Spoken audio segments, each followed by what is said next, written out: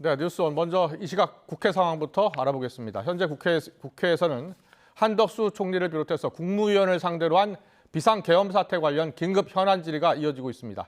비상계엄 선포 전에 윤 대통령이 주재했던 국무회의에서 과연 어떤 논의가 오갔는지 등을 집중적으로 묻고 있습니다.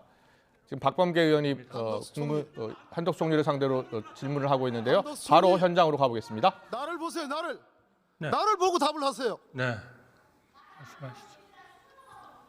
2024년 12월 5일자 대통령 담화문을 보겠습니다. 네. 총리와 한동훈 대표 등등이 만난 그 다음 날입니다. 윤석열 대통령이 향후 국정 운영은 우리 당과 정부가 함께 책임지고 해나가겠습니다. 여기서 말한 정부는 누굽니까? 뭡니까? 한덕수예요? 이것은 당과 정부가 한덕수입니까? 어떻게 개인의 그렇죠. 의해서 대표될 수가 있습니까? 그리고 당은 어떻게 한 개인에 의해서 모든 게 이루어질 수가 있나요? 대한민국이 그런 나라가 아닌 것은 동문서답하지 마시고 우리 장관 의원님 너무 잘하시지 않습니까? 윤석열 대통령이 말한 이 12월 5일자 담화의 정부는 윤석열 대통령 자신을 의미합니다. 이때까지만 해도 절대로 한덕수 국무총리와 한동훈 대표에게 국정을 위임할 생각이 없었어요. 어떻게 헌법과 법률을 위반해서 할 수가 있습니까? 그러니까 헌법과 법률에 의해서 정부에 주어진 권한 그리고 당이 할 수 있는 그러한 일에 대해서 협력을 해서 잘 하라 하는 그런 말씀을 하신 겁니다. 그러니까 전혀 의원님께서 말씀하신 개인 둘이서 무슨 권한을 어떻게 그런 생각을 하실 수 있는지 저는 이해가 안 됩니다. 걱정이 되시죠? 걱정이 될 만합니다. 자, 보세요. 이 슬라이드 보십시오. 똑바로 잘 보세요. 한 사람은 한동훈 대표, 한 사람은 한덕수 총리입니다. 국민의힘 집권 여당의 당사에서 대통령을 배제하고 우리 둘이서 공동으로 국정을 책임지겠다고 선언한 내용입니다. 그거는 이런 사례가 우리 역사에서 이런 사례가 있었습니까? 저는 그런 사례가 있었습니까? 없었습니까? 그런 사례가 있었을 수도 없고 있어도 안 된다고 생각합니다. 왜 그런데 이런 짓을 앞으로도 저질렀어요? 있어도 안 됩니다. 왜 그런데 이런 짓을 왜냐하면 저질렀어요? 이것은 당정 간의 협의를 강화하자는 것이지 두 사람이 어떻게 해서 헌법과 법률을 위반하는 권력을 나눈다는 그런 말씀을 하시는지요. 저는 의원님께서 정말 법무부 장관으로서 너무나 잘하실 텐데 이거를 마치 사실인 것처럼 말씀하시는 거는 저는 정말 이거 많은 사람한테 오해를 불러일으키는 그런 일이라고 생각합니다. 저는 의원님께서 이 말씀을 수정해 주시기 바랍니다. 이것이 당정 간의 뭐라고요? 수정해 주십시오. 한덕수 국무총리의 머리를 수정해야 돼요. 그거는 잘 들어요. 그거는요. 이 슬라이드 한번 보세요. 한동훈 대표의 워딩입니다. 퇴진 전이라도 대통령은 외교를 포함한 국정에 관여하지 않을 것입니다. 다음 슬라이드. 한덕수 국무총리의 워딩입니다. 저를 포함한 모든 국무위원들은 여당과 함께 모든 국가 기능을 운영하겠습니다. 이것이 당정협의예요? 이거는 당연히 이것이 당정협의입니까? 이거는 당연히 한덕수, 한동훈 반란이에요. 아닙니다. 코세타입니다. 의원님 정말 그러시다면 이거는 진짜 수정을 해 주십시오. 맞지 않는 얘기입니다. 어떻게 그럴 수가 있습니까? 우리가 헌법과 법률을 걷어치고 어떻게 개인이 권력을 마음대로 해요? 그건 불가능한 얘기입니다. 이건 정말 대한민국을 업신여기는 그런 말씀입니다. 의원님 수정해 주십시오. 수정해 주세요. 존경하는 국민 여러분, 바로 이 지점입니다. 우리가 윤석열 대통령을 이번 주말 탄핵시키더라도 우리 헌법상 대통령 권한대행을 맡을 한덕수 국무총리는 헌법과 법률을 위반했습니다. 거기에 공동정법이 한동훈 국민의힘 당대표입니다. 저는 탄핵은 탄핵대로 하되 한덕수 국무총리가 어떠한 경우라도 이 나라의 대통령 권한대행이 돼서는 안 된다고 생각합니다. 여러분 맞습니까? 제가 의원님께서 허용해 주신다면 말씀을 좀 드려도 되겠습니까? 제가 답변을 좀 드려도 되겠습니까? 한 총리님, 이제 경찰이 소환했습니다. 그죠? 네. 검찰이 소환하는 꼴이 참으로 이상해요. 그렇게 속사포처럼 수사를 진행하던 대한민국 검찰이 어제 김영현 전 국방부 장관을 신문 없이 구속시킨 대한민국 검찰이 구속영장 청구서에 윤석열과 함께 공모하여 내란을 일으켰고, 내란의 주동자로서 적극 수행자로서 김용현을 적시함으로써 윤석열 대통령을 내란 수괴로 암시했던 검찰이 대통령 권한대행이 될 가능성이 있는 한덕수는 안 부릅니다. 이것이 현재 오늘날 대한민국 검찰의 현주소입니다. 한덕수 국무총리, 가장 두려운 일은 스스로 생각할 때 저는 국무위원들을 다 세워서 이 국무위원들 전부가 윤석열 대통령의 계엄에 반대했다라고 억지 강변을 했습니다. 부서가 없었으니까 증거는 없습니다. 몇 명 되지도 않은 사람들, 이 사람들과 야합해서 우리는 대통령의 계엄에 반대했다, 얼마든지 만들어낼 수 있습니다. 따라서 계엄에 동조했기 때문에 내란죄의 공범이 되는 것은 피해갈 수 있을지 모르겠습니다. 그러나 권력이 코앞에 오니까 대통령의 탄핵도 아니고 대통령의 하야도 아닌 제3의 길, 한동훈, 한덕수 야합체제를 만들면서 두 번의 국무총리로 족하지 않고 그 허영스러운 권력 추구액을 스스로 달성을 했던 그 야합체제가 위헌이고 위법이기 때문에 한덕수 총리는 마땅히 그 점으로 처벌받아야 마땅합니다. 내 말 틀립니까? 틀리셨습니다. 틀립니까? 그리고 대단히 틀린 얘기를 하고 계신 겁니다. 자, 무섭죠? 자 보십시오. 무섭죠? 자 보십시오. 한덕수 총리 무섭죠? 아니 제 말씀을 들어보십시오. 뭐가 무섭습니까? 안 무서워요? 제가 그렇지가 않은데 뭐가 얼굴에 무섭습니까? 제가 내가 본 천만에요. 참여정부 때부터 내가 본 한덕수 총리의 얼굴이 아니고 곧 범죄가 인지돼서 처벌받을 지경에 와 있는 한덕수 총리의 얼굴입니다. 의원님, 내가 총리를 한 지가 얼마나 됩니까? 의원님, 제가 법과 책임과 법적 책임 모두 다 질 겁니다. 한 가지만 말씀드리겠습니다.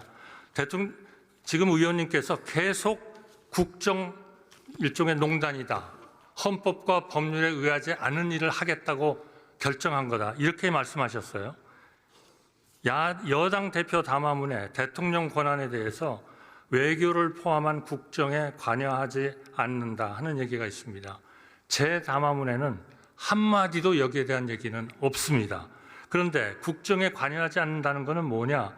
대통령께서 지금 헌법과 법률에 의한 대통령의 외교에 대한 권한은 다 행사하십니다. 그러나 최대한 정부에 맡기고 자제를 하고 계시는 범죄 피의자 한덕수 들어가세요. 상황입니다. 그러니까요, 의원님, 인간을 모욕하지는 마시고 원래의 의원님으로서의 그러한 말씀을 해주시고 저희를 자문해 주시기 바랍니다. 감사합니다.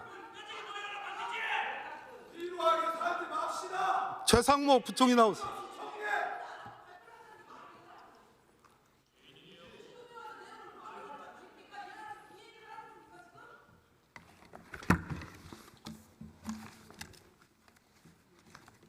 대통령 권한대행의 꿈을 꾸고 있습니까? 의원님, 그거는 제가 질문이 성립이 안 된다고 생각합니다. 전혀 그렇지 않습니다. 대통령의 탄핵을 찬성합니까? 지금 그 진행되는 사안에서 제가 말씀드릴 입장이 있지는 않고요. 경제 문제에 다만 대해서는 무슨 일이 그렇게 청산윤리로, 우리 경제 안정적 청산유수로 관리를 얘기하는 위해서 제가 제 혼신을 다하겠습니다. 탄핵에 혼신을 경제의 다하겠습니까? 안정적인 관리를 위해서 지금- 혼신을 다하겠다. 제 지금 국무위원도 국민이 직분을 원하는 것이 다하겠습니다. 무엇입니까? 국민이 원하는 건 대외 신인도에 확보하고 우리 경제가 흔들림이 없다고 저는 생각합니다. 저는 경제부처의 장관으로서 드리는 말씀입니다.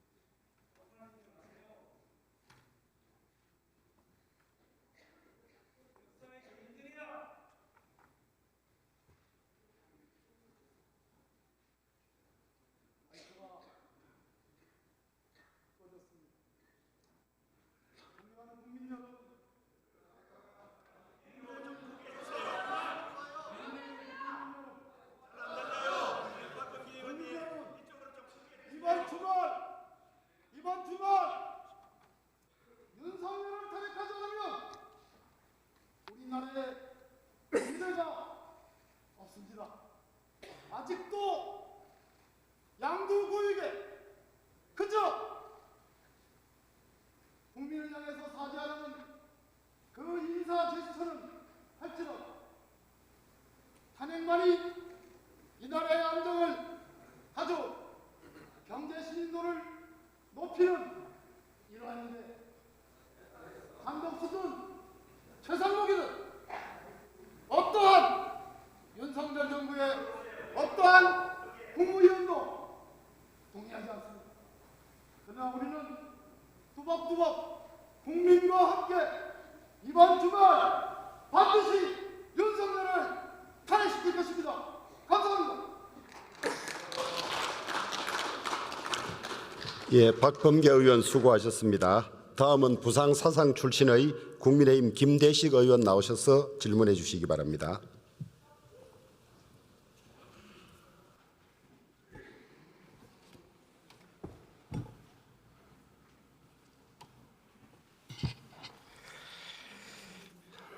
존경하는 국민 여러분, 주호영 국회 부의장님과 선배 동료 의원 여러분, 한덕수 국무총리님과 국무위원 여러분, 국민의힘 부산 439 국회의원 김대식입니다.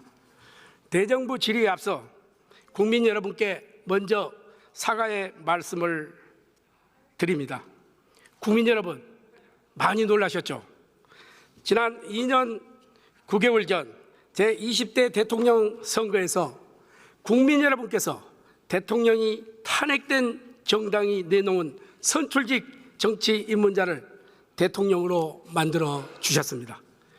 우리 당을 믿어 주신 것입니다. 하지만 우리는 그때의 국민적 열망을 지키지 못했습니다. 정말 죄송합니다. 여당 국회의원 한 사람으로서 정말 이 지금의 국정 혼란을 초래한 데 대해 깊이 사과의 말씀을 드립니다. 헌법 제77조 1항은 계엄에 대해 이렇게 규정하고 있습니다.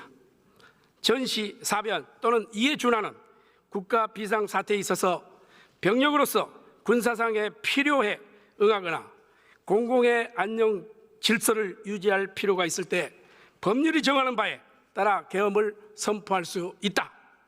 계엄을 병력 동원을 통해 국민의 기본권과 국가기관의 기능을 강제적으로 제한하는 조치입니다. 그러나 국민 대다수는 이번에 비상계엄 선포를 공감하지 않으십니다. 이에 대해 정부 여당의 책임을 통감하며 다시 한번 국민 여러분께 사죄의 말씀을 드립니다. 현재 우리나라가 직면한 가장 심각한 위험은 정치권의 극단적 대립과 지속적인 물가 상승, 그리고 이로 인해 민생의 어려움입니다. 오늘날의 국가적 혼란으로 국민 여러분께 이 모든 어려움들을 풀어드리지 못한 채 큰 불평과 혼란을 얹어드린 점, 정부 여당의 한 사람으로서 진심으로 안타깝게 생각합니다. 이번 비상계엄에 대해서는 검찰과 경찰 그리고 공수처가 조직의 명운을 걸고 수사를 하고 있습니다. 지금은 결과를 지켜볼 때라 생각합니다. 아울러 비상계엄에 가담한 책임자에 대해서는 질서 있는 대전이 있도록 국회도 엄중하게 지켜보고 있습니다. 그동안 국민 눈높이에 만지 않았던 부분에 대해서 이루 말할 수 없는 참담한 심정을 가지고 있습니다. 그럼에도 불구하고 정치인의 한 사람으로서 저는 미래를 걱정하고 또 미래를 대비해야 한다고 생각합니다. 미래를 예상하는 법을 만들고 예산을 구성하는 기관인 국회의원으로 한 사람으로서 민생을 챙기도록 하겠습니다. 제가 오늘 이 이야기를 안 하려고 했는데 제가 이야기를 하겠습니다. 오늘 이 자리에 서서 보니까 우리 국무위원들 국가와 국민을 위해서 엄청나게 노력을 하고 합니까? 이분들이 내란의 의향이 있습니까? 내란의 꿈을 꾼 사람이 있습니까? 저는 한 분도 없다고 생각을 합니다. 우리가 여기서 인민재판식으로 이래서 되겠습니까? 내 민주당에게 고백합니다. 이래서 되겠냐고요?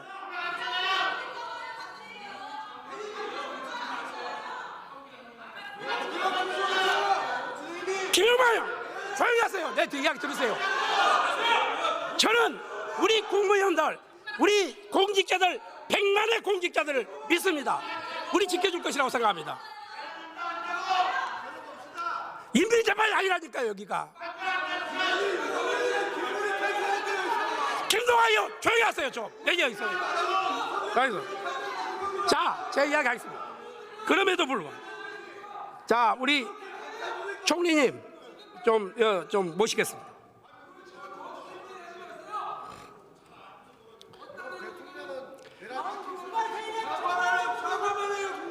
이강희 의원님, 제가 이야기했습니다. 조금 계세요. 제가 그만큼 전영기 의원님, 제가 그만큼 사과했어요. 좀 계세요. 총리님,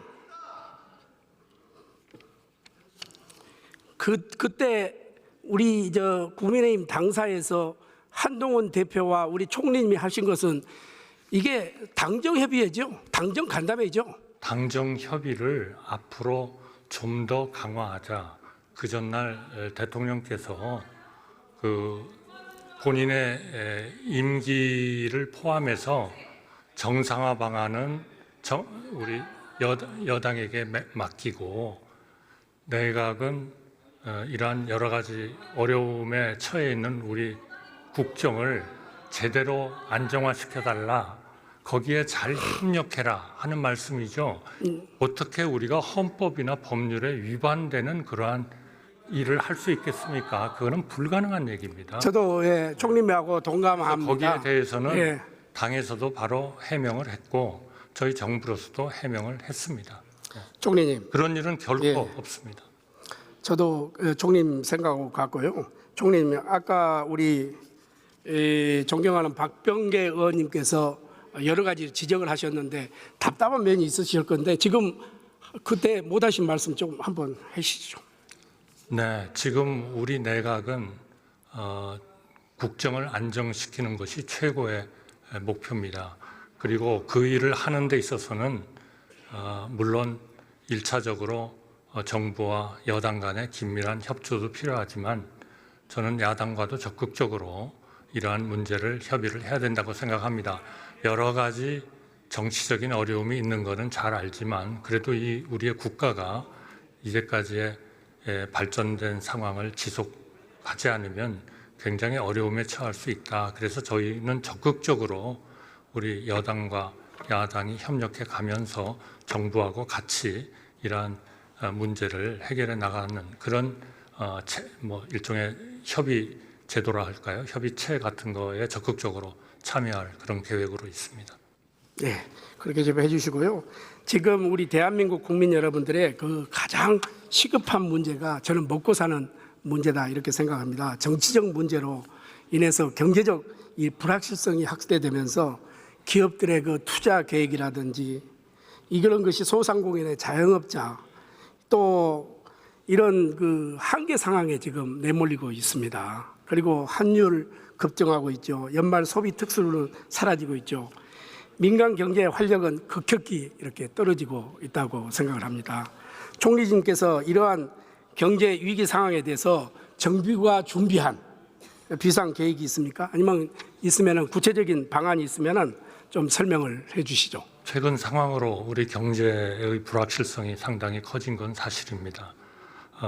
정부로서는 그러한 경제 상황을 엄중히 인식을 하고 있습니다.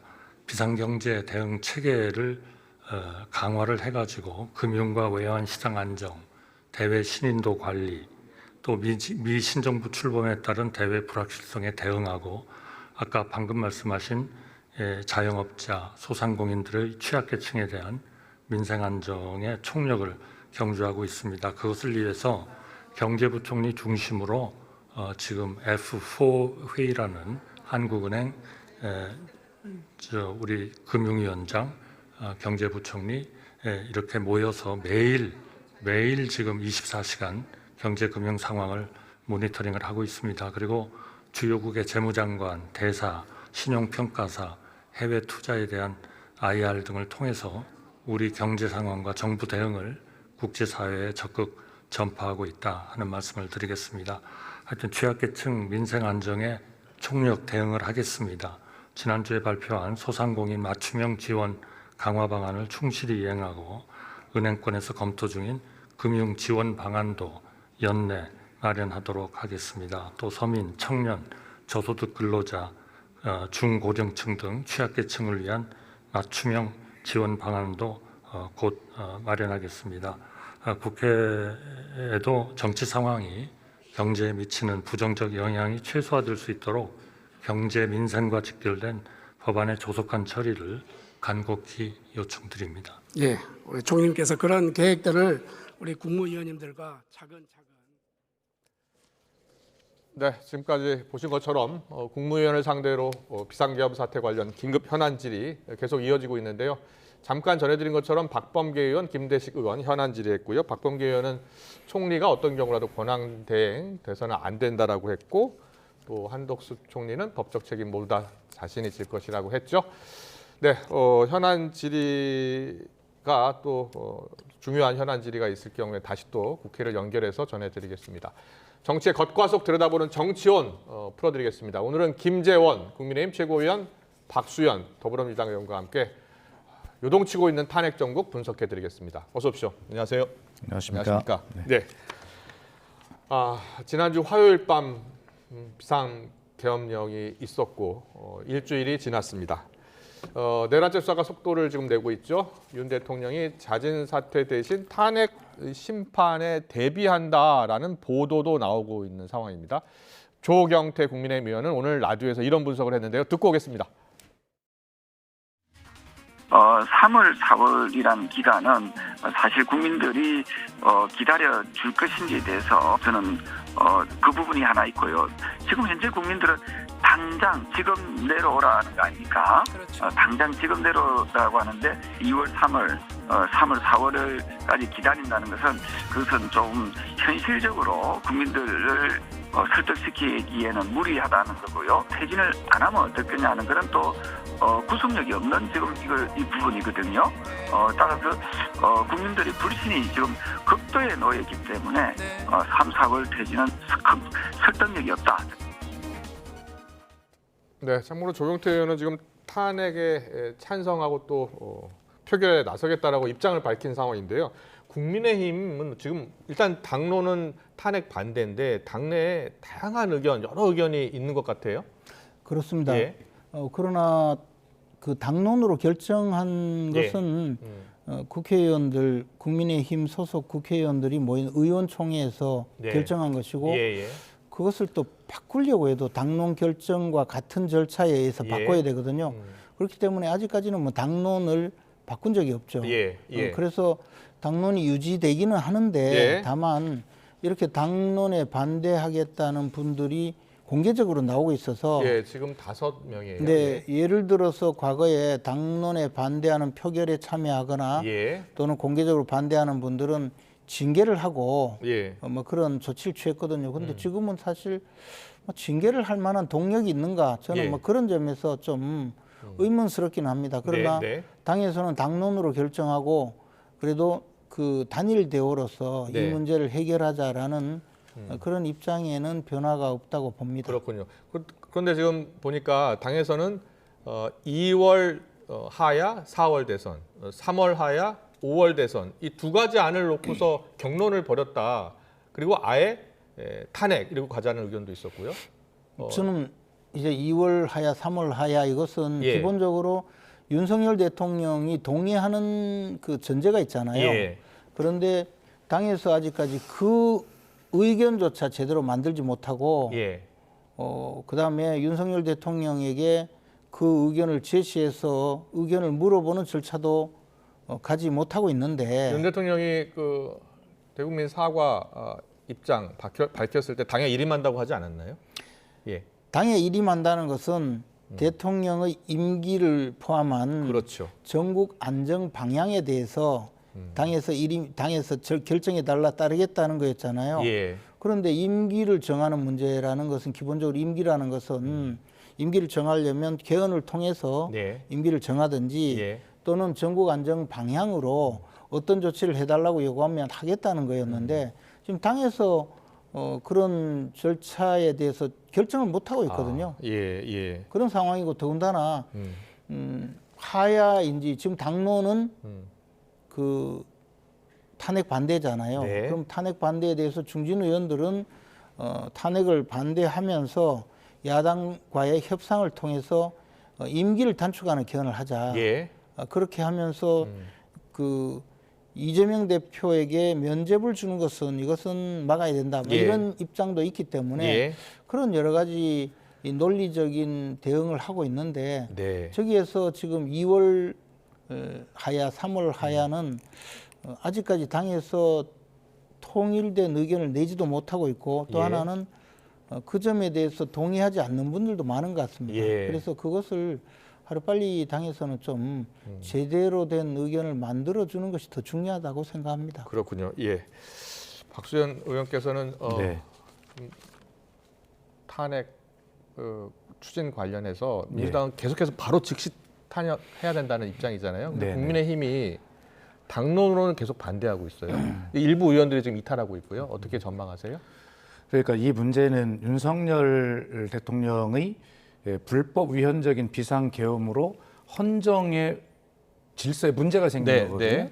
그럼 이것을 즉시 헌정을 회복해야 되는 것 아니겠습니까? 그것을 회복하는 방법이 헌법에 정해진 절차가 탄핵입니다. 네. 그런데 그런 절차를 거치지 않고 지금 국민의힘에서 질서 있는 퇴진이라고 하는 말을 내세우면서 가장 부질서하게 지금 만들고 있어요. 예, 예. 그리고 지금 사실은 이 비상계엄을 선포할 만큼 정신 상태가 불안정한 그 대통령이 현재 국군 통수권을 가지고 있지 않습니까? 예. 그렇기 때문에 민주당의 입장은 어떤 당의 당리당략이나 이런 걸 따지는 건 정말 말이 안 된다고 생각하고요. 예.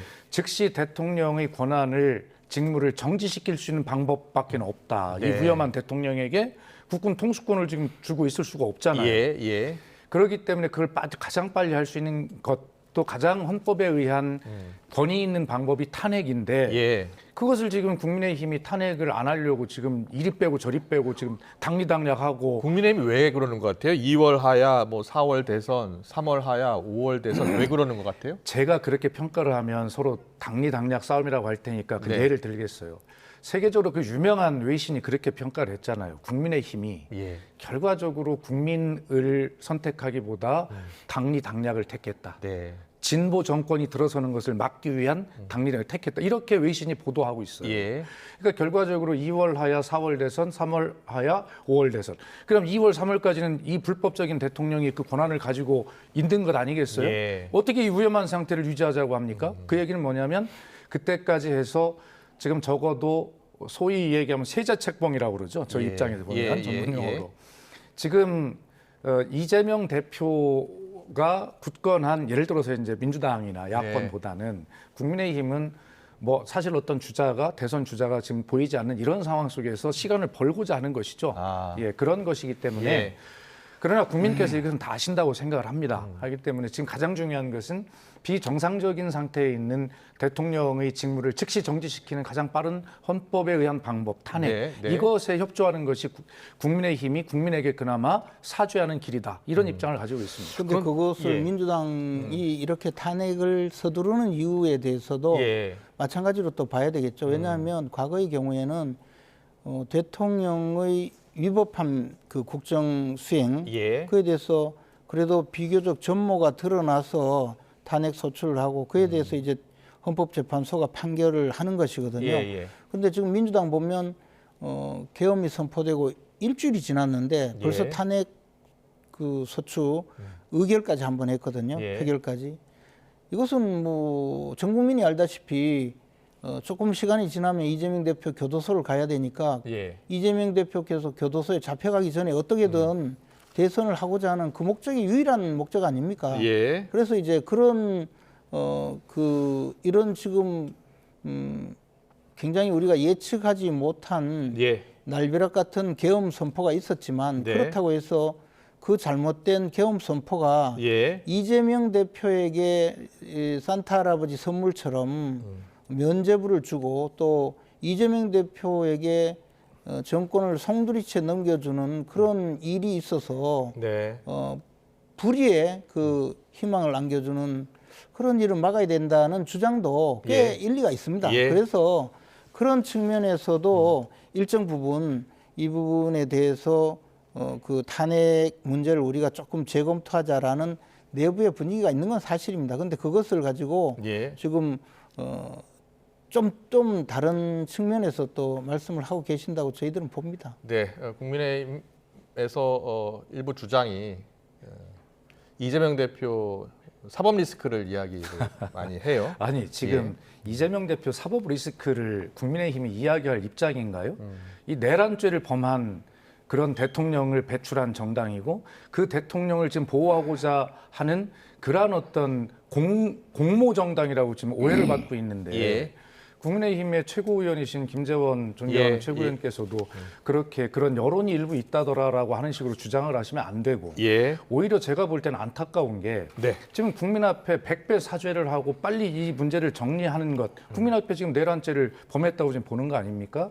그런데 거기에 어떤 정무적 계산을 하고 판단을 하고 그렇게 이 국민의 분노를 그렇게 못 알아듣고 그렇게 하시는 것은 진짜 모르겠어요. 예. 뭐 그런 말씀을 하셔서 민주당이 얼마나 손해를 볼지 모르겠으나 제가 볼 때는 네. 국민의힘이 훨씬 더 손해를 보는 말씀이시다. 지금 알겠습니다. 손해 보는 잠시만요. 이야기가 아니고 예. 설명을 한 것뿐이에요. 예, 알겠습니다. 뭐 다양한 의견을 말씀해 주신 것으로 이해하겠습니다. 그런데 오늘 일부 언론 보도가 윤 대통령이 하야보다는 탄핵 소추를 받고 헌재에서 다퉈보겠다라는 생각이 있다는 보도가 있습니다. 아직 확인되지는 않았어요.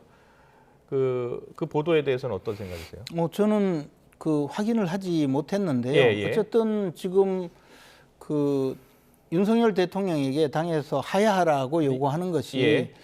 그것이 과연 윤석열 대통령은 어떤 판단을 할지에 예, 대해서 예. 좀 더 확인을 해보고 최소한 그 당에서 일치된 의견을 만들고 예. 그리고 나서 이런 방향이 있으니 어떻게 생각하느냐라고 협의를 해보고 그 다음에 어느 정도 예. 그 서로 간에 의견 일치가 되면 공개하는 것이 좀 좋지 않을까라는 생각입니다. 근데 예. 그냥 지금 뭐 2월 하야, 3월 하야 이렇게 안을 내놓고 백가쟁명 논의를 벌이고 나서 네. 또 이게 어느 정도 협의가 되지도 않았거든요. 협의가 예. 되면 그때는 공개적으로 또 요구를 하고 하면 결국 이게 받아들여지지도 않고 모양도 이상해지고 할 가능성도 없지 않거든요. 예. 조금 더 당이 차분하게 대응을 했으면 하는 바람입니다. 오늘 대통령실 압수수색도 있었고요. 예. 네. 그리고 공수처장은 긴급 체포도 상황에 따라서 해볼 수 있다. 그렇습니다. 검토하고 있다라는 입장을 밝혔어요. 근데 윤 대통령이 법률 대리인으로 김홍일 전 방통위원장 타진하고 있다는 뉴스까지 나온 상황이어서요. 네. 윤 대통령이 탄핵 소추로 가서 헌재에서 법적으로 다퉈볼 가능성도 있다고 보세요? 그러니까 지금 두 가지 근거 예. 때문에 그런 지금 앵커의 질문에 예. 제가 답을 드리는 것인데 네. 우선 오늘 국민의힘의 의원님들 분위기가 상당히 많이 달라지고 있다고 예. 하거든요. 예. 우선 탄핵 찬성 투표를 하겠다라고 이제 개별 선언하는 의원님들이 이제 나온 것이고 네. 그 부분은 뭐 예상이 될 수 있었던 부분인데 네. 소위 친윤 그 중진 의원님의 말씀을 들어보면 친윤도 탄핵으로 이 입장이 선회하고 있는 것 아닌가라는 느낌을 갖게 되거든요. 예, 예. 그런 긍정적인 말씀하고 계셔서 예. 그건 뭐냐면 이미 대통령실에서 예. 탄핵으로 가야 되겠어라고 하는 사인을 이제 받은 것 아닌가라고 하는 이런 것이 가능하고 예. 또 지금 앵커께서 질문하신 대로 지금 변호인단을 구성하는 그런 어떤 시그널들이 들어오고 예, 있잖아요. 확인된 건 아니고요. 그러니까요. 관련 보도가 잇따라서요. 네네. 예. 그래서 이제 그런 문제가 뭐 저희들도 다 듣고 있거든요. 예, 예. 그래서 어떤 변호사를 선임하려고 했는데 지금 변호사를 맡으려고 하는 사람이 없다는 거 아니에요. 예. 그래서 지금 결과적으로 하나 실패하고 그래 김홍일 전 위원장까지 왔다 이렇게 되는 예, 것인데 예. 어쨌든 이렇게 하는 걸 보면 윤석열 대통령이 시간을 가지고 헌재까지 다퉈보겠다. 그래서 헌재에서 완전히 이 기각에 대한 자신감을 가지고 있다. 뭐 이렇게 지금 들리고 있는 것인데 사실 그 전에 박근혜 대통령도 헌재에서 기각당할 것을 굉장히 확신하고 있었던 것으로 알려져 있고요. 2016년, 2017년 때. 그렇습니다. 예. 그런데 그때와 지금은 완전히 차이가 다른 게 어쨌든 윤석열 대통령이 직접 그 이 내란의 과정을 직접 지휘한 이런 증언들이 지금 다 터져 나오고 있지 않아요? 예, 그래서 예. 너무나 명백한 내란 수괴로서의 그런 것들이 나오기 때문에 아마 윤석열 대통령이 헌재에서 이 기각이나 이런 것들을 염두에 두고 예. 확신하고 이렇게 하는 것은 정말 상황을 몰라도 너무 모른다. 그러니까 이런 대명천지에 이런 비상계엄도 한 것 아닌가? 예. 상황 판단에 굉장히 문제가 있어 보입니다. 알겠습니다. 이런 가운데 윤 대통령 퇴진 방식부터 시점까지 지금 당내 의견이요 계속 엇갈리고 있고 아직도 결정을 못했습니다. 국민의힘 이야기입니다. 김종혁 최고위원은 이제 친한계 입장인데요. 탄핵 결정이 내려지기까지 발생할 수 있는 사회적 혼란을 걱정을 하면서 이 하야 대선론을 계속 주장을 했고요. 반면에 민주당, 특히 이재명 대표는 국민의힘이 2차 표결에 반드시 참여해야 한다면서 압박을 이어갔습니다. 오늘 발언 듣고 오겠습니다. 박근혜 전 대통령 탄핵으로 갔을 때 탄핵 결정이 내려지기 전까지 우리 사회가 겪었던 혼란이 있지 않습니까? 헌법재판소 앞에서 연일 찬성과 반대 시위가 벌어지고 거의 국정이 마비되는 그런 상태를 경험했잖아요. 내가 물러나겠다라고 미리 선언을 해놓으면 그러면 그 2달 뒤가 바로 대선이 치러지는 거 아닙니까? 그 선언이 이루어지는 순간부터 대선 전국으로 들어가는 거예요. 길거리에서 지지자들이 충돌하는 이런 사태도 막을 수 있지 않을까. 그래서 질서 있는 퇴진이라는 얘기를 했던 건데 탄핵 열차는 출발했습니다. 결코 멈출 수 없습니다. 이번 토요일 국회가 국민의 간절한 염원을 반드시 이뤄낼 것입니다. 비록 한 명의 우발적이고 충동적이고 이기적인 결정 때문에 잠시 역사의 오점을 남겼다 해도 위대한 대한민국 국민이 반드시 민주주의를 극복할 수 있다는 것을 극복할 것임을 확실하게 증명할 것입니다. 네, 이번 주 토요일 오후 5시에 표결이 있을 예정입니다. 현재 조경태 의원, 안철수 의원, 김혜지 의원, 김상욱 의원, 김재섭 의원까지 5명이에요. 추가 이탈 만약에 3명의 의원들이 추가로 표결에 참여하고 탄핵 찬성을 한다면 통과되는 거잖아요. 예, 어떻게 예상하세요? 지금 어쨌든 아까도 말씀드렸듯이 당론으로 정해져 있지만, 이미 당론을 무시하고 표결에 참가하겠다는 분도 많이 늘어나고 있고 상황이 지금 토요일까지는 아직도 변수가 많기 때문에 한동훈 대표가 잠시 뒤 오늘이나 내일쯤 입장을 다시 밝힐 수 있다는 이야기까지 나와요. 뭐 한동훈 대표께서 어떤 말씀을 하실지는 전혀 예측이 되지 않고 있고요. 어쨌든 이 부분에 대해서는 솔직히 지금 어떤 말을 하더라도 14일까지는 예측이 되지 않는 상황입니다. 그러나 우리 당에서는 이 탄핵 소추에 대해서 탄핵 소추가 되어서 보수 진영이 몰락해본 뼈아픈 경험이 있고 특히 그때 당시에 탄핵을 주도하거나 탄핵을 찬성한 분들이 지금 그 초재선 의원들, 탄핵을 겪어보지 않은 초재선 의원들에게 자신의 경험을 설명하면서 이것이 부당하다고 계속 알리고 있습니다. 그래서 조금 저는 이 탄핵에 그 동조하는 분들이 그렇게 많이 늘어나서 과거 박근혜 전 대통령 탄핵 때처럼 60여 명이 찬성에 나서는 그런 일은 없을 거다라고 생각하고 있습니다. 그래요? 원내대표는 지금 권성동 의원, 김태우 의원 두 분이 좀 출마하는 거잖아요. 내일 결정되잖아요. 맞습니다. 그런데 친윤계인 권성동 의원이 출마하는 것을 놓고 여러 이야기가 나오던데요. 어때요? 그 부분에 대해서는 저는 현직 국회의원이 아니기 때문에 의원들의 말씀은 잘 듣지 못했고 또 그 부분에 대해서는 중진 의원들이 대다수가 그 추대를 해서 원내대표에 출마한 분이기 때문에 그래도 당내에서 좀 폭넓은 동의를 받고 출마하지 않았는가 이렇게 생각합니다. 그래요? 네. 그럼 일단 내일 표결이 됐든 추대가 됐든 권성동 의원이 될 가능성이 좀 높다고 보세요? 국회의원들의 투표는 정말 알 수가 없습니다. 그래서 알겠습니다. 예상할 수는 없는데요. 어쨌든 중진 의원들이 직접 모여서 추대를 한 것이니까 아무래도 좀 더 그 많은 분들의 지지를 받고 출마하지 않았을까. 그러나 이제 어제 상황과 오늘 상황과 내일 상황이 워낙 다르기 때문에 제가 확정적으로 말씀드릴 수는 없습니다. 그렇군요. 이 사안에 대해서 한동훈 대표가 잠시 전에 입장을 이야기했죠. 권성동 대표의 의원의 능력이나 이런 걸 문제 삼는 것이 아니라 이분이 원내대표가 되면 바로 국민의힘이 계엄 옹호 정당이 될 것이다. 이렇게 입장을 밝혔거든요. 그렇기 때문에 이 원내대표 선출 역시 친한계와 친윤계의 첨예한 갈등으로 지금 가는 양상입니다. 예. 전 집권당이 참 큰 일이죠. 한동훈 대표가 공개적으로 부적절하다고 어제 표시를 했고, 네. 그럼 권성동 의원이 원내대표가 된다면, 네. 그러면 친한계가 이탈하고 토요일 표결 때 적극 찬성할 것으로 보세요?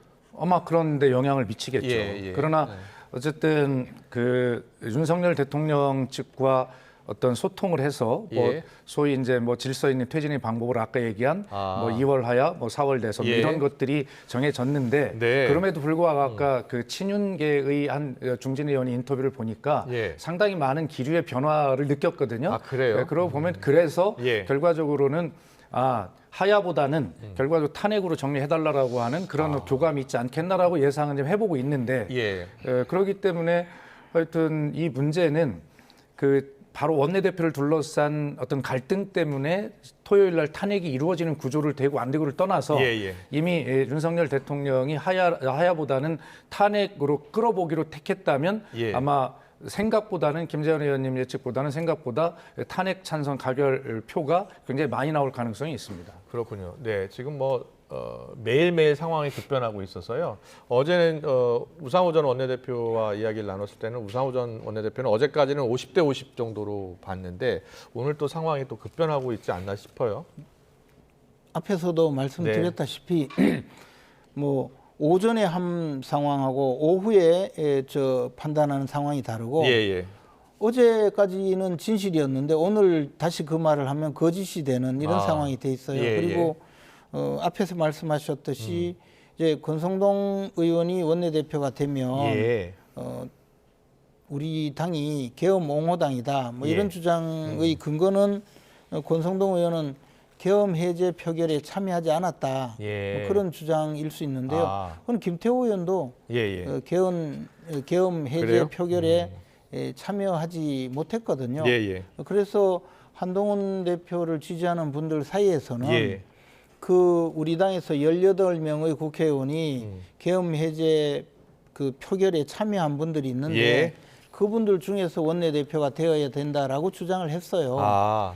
그런데 이제 그 분들 중에는 그 원내대표에 출마하지 않았기 때문에 이런 그 내용의 비판이 과연 어느 정도 받아들여질까는 조금 더 알겠습니다.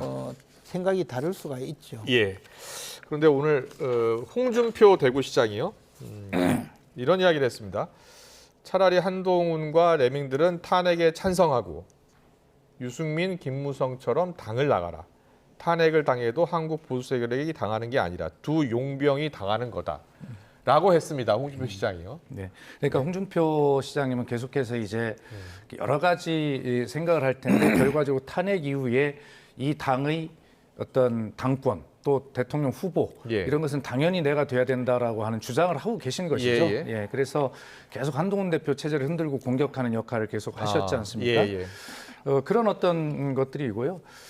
하여튼 이런 측면, 이런 상황에서 이렇게 보면 저는 비록 야당이지만 국민의힘이 좀 빨리 말 그대로 질서 있는 퇴진, 뭐 질서 있는 이런 걸 이야기했지만 가장 질서 있는 것은 헌법에 따르는 것입니다. 그리고 미국 행정부에서도 한국이 그런 어떤 헌법에 기초한 그런 어떤 선택들, 민주주의 회복력 이렇게 이야기하고 있잖아요. 그런 것은 결과적으로 지금 우리가 환율이 1470대까지 막 치솟고요. 그 원화 가치가 급락한 것이죠. 그것은 국민의 민생 생활에 굉장히 큰 영향을 미치는 것이죠. 그리고 우리 산업에도 영향을 미치는 것입니다. 그리고 지금 이제 그런 것들, 그다음에 주가 지수의 문제 이런 것들이 있는데 바로 이런 것들은 우리가 빨리 헌법에 기초한 민주적 회복력을 가지고 정리가 되면 대외 신인도가 해결이 될 문제인데 지금 집권당이 계속 저렇게 이런 탄핵 이후에 일어날 다음 대선을 놓고 당리당략을 계속 따지고 그 안에서 개파끼리 싸우고 이러니까 말만 질서 있는 퇴진이 사실은 가장 무질서한 모습을 지금 보이고 있는 것이거든요. 혼란을.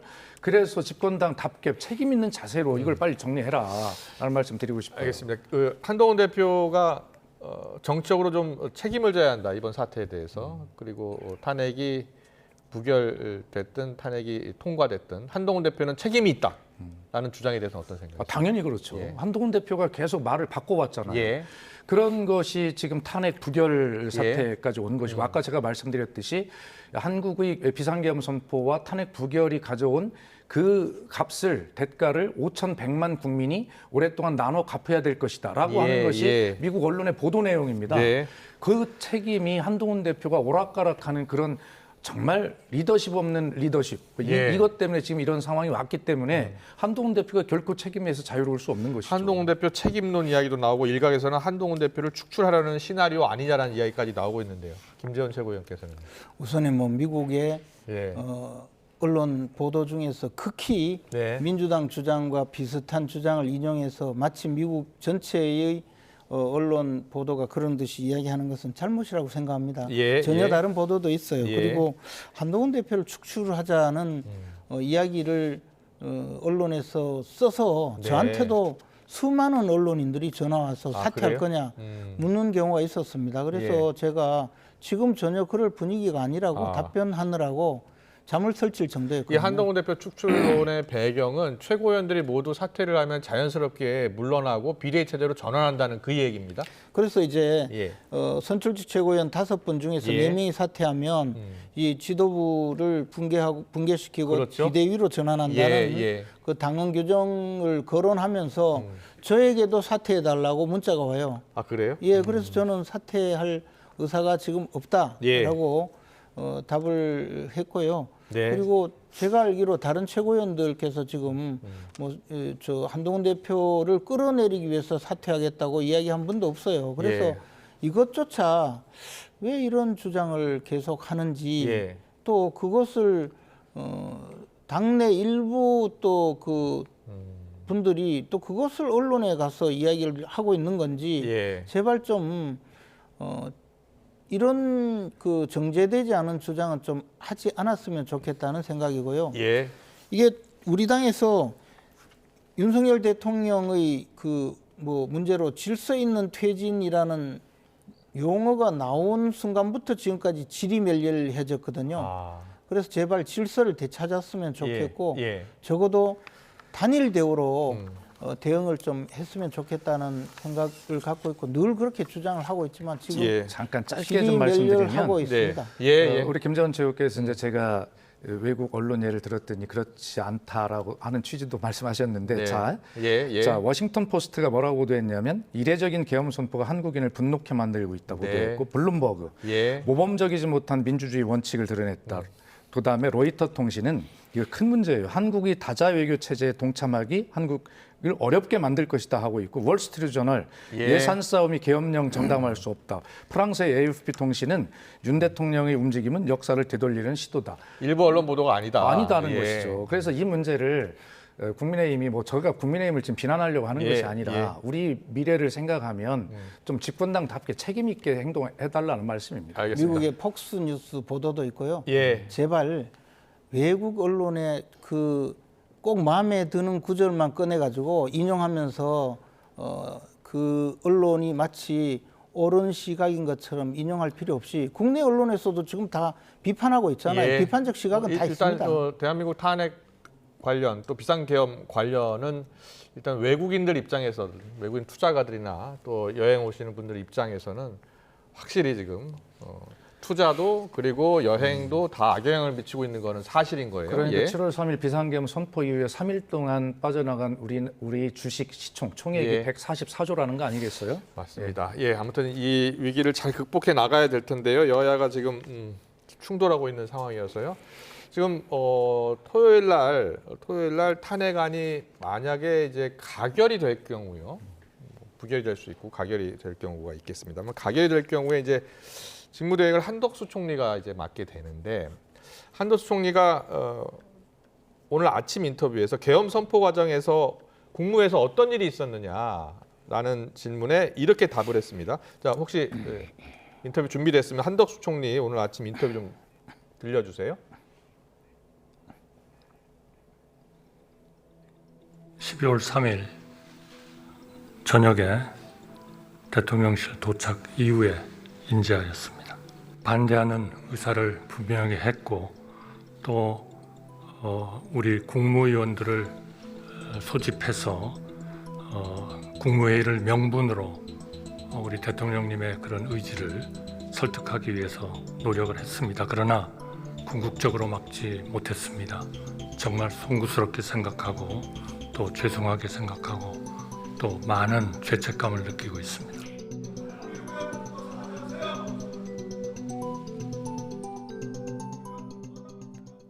네, 오늘 한덕수 총리를 비롯해서 국무위원들이 모두 고개를 숙였습니다. 예.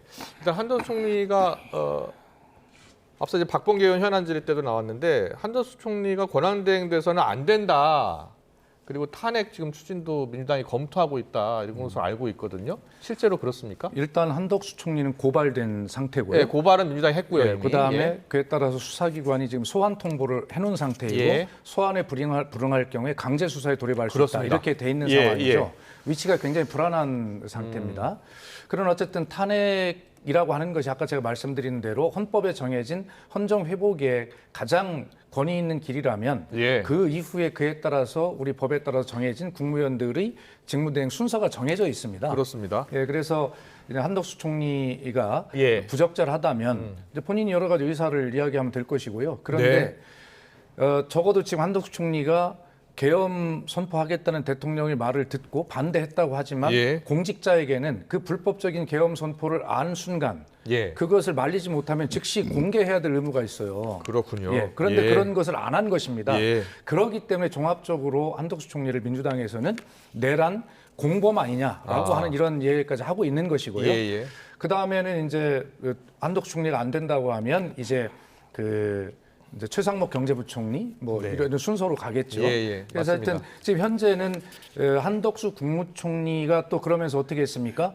그 윤석열 대통령이 정부와 우리 당의 권한을 위임한다. 권한을 위임하는 것이 그렇게 대통령이 말로 위임이 되는 게 아닙니다. 예. 그런데 위임을 했고 그것을 마치 헌법과 법에 정해지는 것처럼 위임을 받아서 자기가 행사를 하겠다고 한 그 자체가 바로 헌법을 위반한 제2의 내란이라고 민주당은 보고 있는 것이거든요. 예. 그래서 이 문제는 민주당도 고민이 많습니다. 예, 그래서 이 문제는 더 한번 생각을 해봐야 될 문제가 아닌가 생각을 하고요. 예. 일단 지금 중요한 것은 뭐 그런 것을 따지는 것보다 일단 탄핵을 가결시키는, 그래서 아까 말씀드린 대로 비정상 상태에 있는 윤석열 대통령의 군 통수권 등 이 업무를 빨리 정지시키는 것이 대한민국을 조금이라도 안전하게 보호하는 길이다, 이런 생각을 가지고 있는 것입니다. 그렇군요. 네.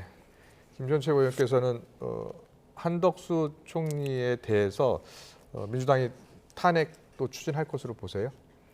민주당은 뭐든지 할 겁니다. 예. 이렇게 해서 이제 현 정부를 완전 무력화시켜서 예.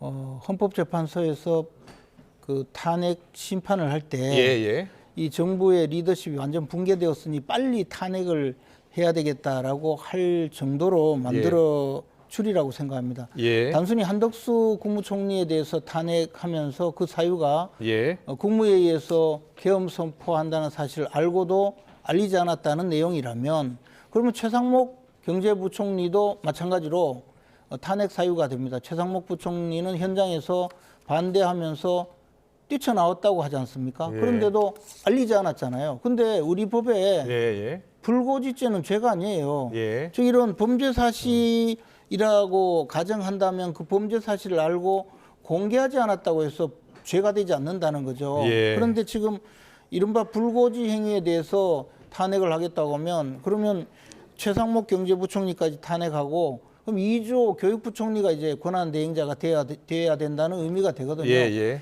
민주당은 정상적으로 탄핵 그 사태를 해결할 상황이 아니고 어떻게든 이 윤석열 정부를 완전 마비시키고 나서 자신들의 목적을 달성하겠다는 그런 목적의식에 너무 사로잡혀 있는 것 같고요. 또 아까 말씀하셨듯이 그러면 한동훈 대표와 한덕수 국무총리가 둘이서 나란히 서서 대통령 권한 행사가 정지되었다라고 하면서 발표한 것이 내란이라고 주장을 하는데, 내란이 아무리 그런 아무데나 막 붙일 수 있는 이름이라고 생각하고 붙였겠지만, 내란죄는 엄연히 국헌을 문란하게 할 목적으로 폭동한 경우에 해당되는 죄거든요. 아니 제가 뭐 이 조치는 굉장히 잘못된 행위라고 생각합니다. 국무총리가 근무지를 이탈해서 여당 당사에 와서 예.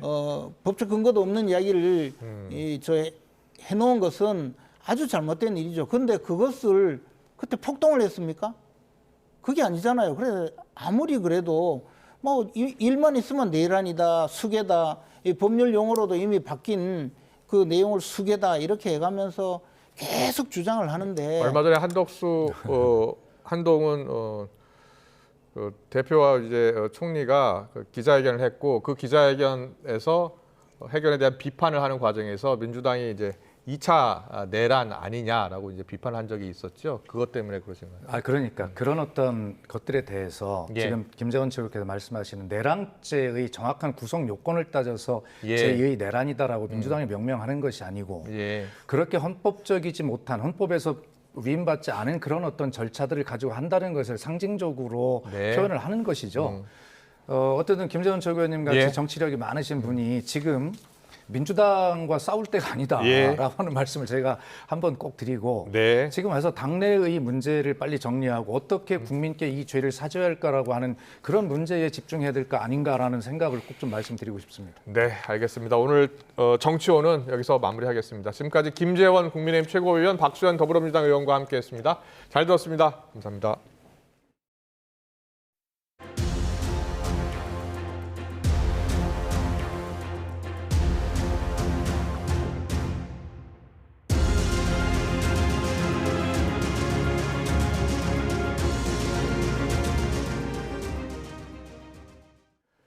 네, 국회에서는 앞서도 전해드렸습니다만 한덕수 총리를 비롯해서 정무 국무위원을 상대로 이 계엄 사태 긴급 현안 질문이 진행이 되고 있습니다. 야당이 오늘 14일 윤 대통령 2차 탄핵안을 표결하겠다고 예고한 가운데 여당에서는 탄핵 반대에 단일 대우에 균열이 생기는 모습도 보입니다. 취재기자 연결합니다. 정인용 기자. 네, 국회입니다. 네, 먼저 계엄 사태 본회의 현안 질문 어떤 발언들이 오갔습니까? 네, 우선 첫 번째 주자로 나선 민주당 서영교 의원은 지난 3일 계엄 선포 전에 열린 국무회의에서 한덕수 총리가 대통령의 계엄을 막지 못한 걸 질타했습니다. 그러면서 본회의장에 참석한 국무위원들이 모두 기립해 국민께 사과해야 한다고 촉구했습니다. 이에 한 총리는 대통령을 설득하기 위해 노력했지만 그러지 못해 송구스럽고 죄책감을 느끼고 있다고 국무위원 대표로서 사과했습니다. 조국혁신당 조국 대표는 지난 3일 계엄을 협의하던 당시 국무위원 중 단 한 사람도 자기 직을 걸고 반대한 사람이 없었다고 꼬집었습니다. 입으로만 반대한다고 말했을 뿐 아무도 직을 걸지 않았다며 부끄럽지 않느냐고 날을 세웠습니다. 반면 국민의힘 윤상현 의원은 한 총리 등이 계엄을 막지 못해 의문이 남는다면서도 비상계엄을 고도의 정치행위로 볼 수도 있다고 판례를 들어 주장하기도 했습니다. 정치행위에는 대통령 권한을 존중하면서 사법심사를 자제해야 한다는 측면에서 위헌성을 따져야 한다는 취지로 발언하면서 야당 의석에서는 계엄을 옹호하는 거냐며 고성이 나오기도 했습니다. 지켜보던 국민의힘 의원들도 SNS 메시지를 주고받으며 윤 의원의 언행을 자제시켜야 한다는 우려도 나온 걸로 전해졌습니다. 민주당은 긴급 현안 질문이 열리기 전에 윤 대통령 탄핵소추안 일정도 밝혔는데요. 내일 재발의에 본회의에 보고하고 토요일인 14일 오후 5시에 표결을 진행하기로 했습니다. 야당은 또 최대한 신속히 내란 상설특검 후보추천위원회를 구성해 윤 대통령이 선택하도록 한다는 방침입니다. 내란 일반특검도 법사위를 통과했는데 이르면 내일 본회의에 올라갈 전망입니다. 물론 윤 대통령이 상설특검 추천을 거부하거나 내란 일반특검법에 제2요구권을 행사할 가능성은 변수로 남아 있습니다. 여당 상황도 알아보겠습니다. 2차 탄핵안에는 찬성, 또 표결하겠다라는 의원이 여당에서 추가로 나왔죠. 네, 그렇습니다. 당내 소장파로 분류되는 김재섭 의원이 오늘 오후 기자회견을 열었습니다. 김 의원은 지난 7일 탄핵 표결에는 불참했는데 당시엔 대통령에게 정리할 시간이 필요하다고 생각했다고 밝혔습니다. 하지만 대통령이 하야를 계속 거부하고 비상계엄의 합헌성을 따져보겠다고 했다는 소식도 들린다며 이제 가장 질서 있는 퇴진은 탄핵이라고 강조했습니다. 들어보겠습니다. 저는 윤석열 대통령을 탄핵하고자 합니다. 나아가 국민의힘이 당론으로 탄핵에 찬성해 줄 것을 촉구합니다. 우리 당이 결자 해지해야 합니다.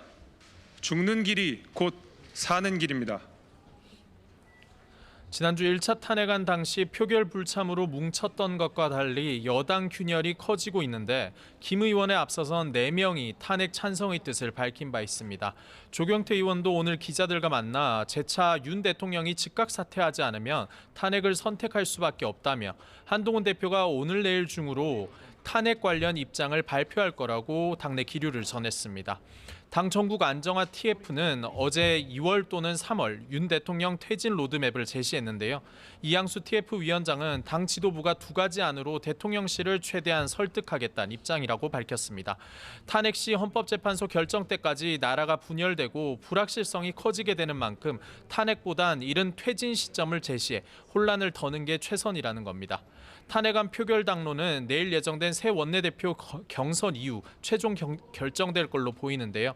원내대표에 출마한 4선 김태호 의원은 아마 토요일 표결은 자유의지를 갖고 투표할 수 있는 방향으로 결정될 것 같다고 내다봤습니다. 함께 출마한 친윤계 5선 권성동 의원은 원내대표 선거가 끝나면 의원들의 의견을 좀 많이 들어서 결정할 거라고 여지를 뒀습니다. 이런 가운데 우원식 국회의장이 계엄 사태 국정조사권을 발동했죠? 네, 우 의장은 기자회견을 열어 밝힌 내용입니다. 우 의장인 계엄 사태 당시 계엄 해제 권한이 있는 유일한 기관인 국회인데 윤 대통령이 강압적으로 국회 권능 행사를 막으려고 했다고 지적했습니다. 이어 국정조사를 통해 경찰의 국회 봉쇄와 무장계엄군 국회 본청 난입 등의 경위를 진상규명해야 한다며 윤 대통령의 공개 증언도 필요하다고 주장했습니다. 들어보겠습니다. 국회라고 하는 공개된 장소에서 이 최소한의 조사를 통해서 하나하나 낱낱이 밝히는 것이 꼭 필요한 시점이다 이렇게 판단을 했습니다. 윤석열 대통령의 공개적인 증언이 꼭 필요하다고 생각합니다. 우 의장은 민의의 정당인 국회가 침탈당하고 국회 기능이 무력화될 위험에 처하는 일이 다시는 없도록 하겠다고 목소리를 높였는데요. 그러면서 긴급하게 비상계엄 국정조사 특위를 구성하겠다며 여야의 신속한 응답을 요청한다고 당부했습니다. 지금까지 국회에서 YTN 정인용입니다. 김용현 전 국방부 장관이 구속영장이 발부되기 직전 구치소에서 목숨을 끊으려고 시도한 것으로 확인됐습니다. 건강에는 이상이 없는 것으로 전해졌는데 검찰은 김 전 장관을 상대로 오후부터 4번째 피의자 조사를 진행하고 있습니다. 취재기자 연결해 자세히 알아보겠습니다. 김태원 기자. 네, 검찰 특수본입니다. 네, 김 전 장관 지금 생명의 지장은 없는 상태죠? 네, 구치소 직원이 바로 출동해 보호실로 옮긴 덕에 건강에는 큰 이상이 없는 것으로 알려졌습니다. 이번 내란 사태의 핵심 인물인 김용현 전 국방장관, 서울 동부구치소에서 스스로 목숨을 끊으려고 시도했습니다. 어젯밤 11시 50분쯤 구속영장이 발부되기를 기다리는 과정에서 일어난 일인데요. 검찰은 김 전 장관 상태에 이상이 없는 만큼 오늘 오후 2시쯤부터 김 전 장관을 상대로 구속 후 처음이자 자진 출석 뒤 4번째 피의자 조사를 진행하고 있습니다. 네, 지금 검찰과 경찰, 공수처가 동시다발적으로 수사를 진행하고 있는데요. 검찰이 주요 피의자 신병 확보에 성공한 만큼 우선 검찰 수사에 속도가 붙겠군요. 네, 검찰 특수본은 비상계엄과 관련된 군 관계자들에 대한 강제 수사도 이어가고 있습니다. 지난 3일 비상계엄 선포 직후 국회 봉쇄작전에 투입된 특수전사령부를 압수수색하고 있는 건데요. 그제 곽종근 특수전사령관을 참고인 신분으로 불러 14시간가량 조사를 진행한 데 이어 물증 확보에도 나선 겁니다. 이와 함께 검찰은 국군 방첩사령부 등에 대해서도 사흘째 압수수색을 이어가고 있습니다. 특수부는 오늘 오후 2시쯤부터는 어제 국회 국방위에서 비상계엄 당시 헬기 투입과 관련한 증언을 했던 김세훈 특수작전 항공단장을 참고인 신분으로 불러 조사하고 있습니다. 네, 결국 수사는 정점인 윤 대통령으로 향해 갈 텐데요. 각 수사기관의 움직임 어떻습니까? 네, 법원은 검찰의 내란죄 수사권을 인정한 데 이어 혐의 소명 정도도 언급했습니다. 이번 비상계엄 사태가 내란에 해당할 수 있다고 사실상 판단한 것으로 풀이됩니다. 검찰은 내란의 우두머리, 즉 내란 수괴가 윤석열 대통령이었다고 보고 있는 만큼 대통령에 대한 수사가 불가피한 상황입니다. 검찰뿐만 아니라 공수처도 대통령을 직접 겨누고 있는데요. 오동훈 공수처장은 오늘 국회에 나와 윤석열 대통령 체포도 검토하겠다면서 충분한 의지를 갖고 있고 긴급 체포도 가능하다고 답변하기도 했습니다. 네, 그렇다면 당장이라도 대통령에 대한 신병 확보가 이뤄질 수 있는 건가요? 현재로서는 시간이 조금 더 필요해 보입니다. 검찰이 관련자 조사를 통해 충분히 혐의를 다진 뒤에 대통령 직접 수사를 진행한다는 방침을 세웠기 때문인데요. 하지만 김용현 전 장관 신병을 확보한 데다 경찰도 수사에 속도를 내고 있어서 긴 시간이 걸리지는 않을 것이라는 전망입니다. 이에 따라 윤 대통령 역시 변호인을 알아보면서 수사에 대비하고 있는 것으로 전해졌습니다. 지금까지 검찰 특수본에서 YTN 김태원입니다.